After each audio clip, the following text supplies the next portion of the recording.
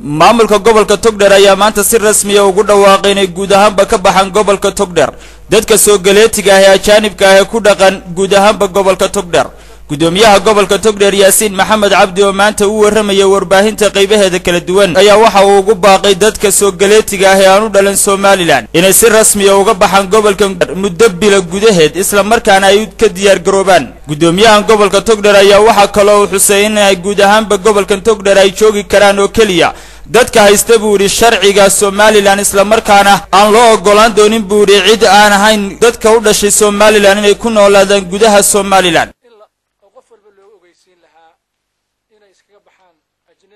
ajnabiga sharci darrada ku jooga dalka oo qof waliba qabto dalkiisa iyo meeshu ka yimi waxa jira dad badan oo meherada u shaqeeya oo dadweynaha u shaqeeya oo ajnabiga oo aan sharci ku lahayn dalka dadka dadweynaha waxaan u sheegaynaa oo u soo jeedinaynaa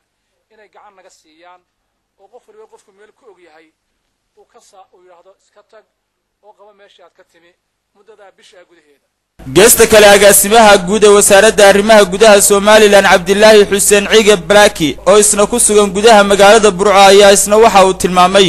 in guud ahaanba loo baahan yahay inay si rasmi ah uga baxaan dadka ajaanibka ah ee aanu dhalan gobolka Togdheer si loo dhaqan geliyo buuri go'aanka rasmiga ah ee ka soo baxay wasaaradda arrimaha gudaha Soomaaliland sidoo kale agaasimaha guud ee wasaaradda amuraha gudaha Soomaaliland waxa uu sheegay dadkaasi ka baxaya Soomaaliland inay ku jirin dadka ka soo jeeda koonfurta dalka Soomaaliya maadaama ay yihiin buuri dad xilligan ay ku xayndaaman yihiin duruufo badan oo ku sababeeyay inay ku joogi karaan guud ahaanba Soomaaliland waxa uu tilmaamay in dadkaasi ay xilligan wadankoodii la daris yahay colaado iyo waliba macalul bahsan inta go'aan daba ka soo baxay buuri xukuumadda Soomaaliland iyagu waxay ugu noolaan karaan guud ahaanba Soomaaliland si rasmi ah go'aanka la soo saaray ee dawladdu soo saartay wuxuu leeyahay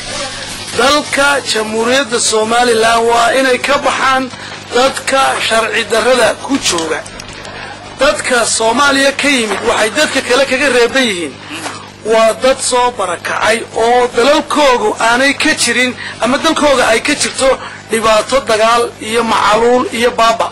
laakiin dadka kale ee la leeyahay dalka ha ka baxaan dalalkoodu waa dalal degan oo wax dhibaato ay ka jirta aanay jirin laakiin sababta hadda dadka Soomaalida looga reebay wax kale ma aha waa colaada iyo abaaraha ka jira dalkooda oo kaliya baa looga reebay iyagana mustaqbalka dawladdu go'aan kale ka soo saari kartaa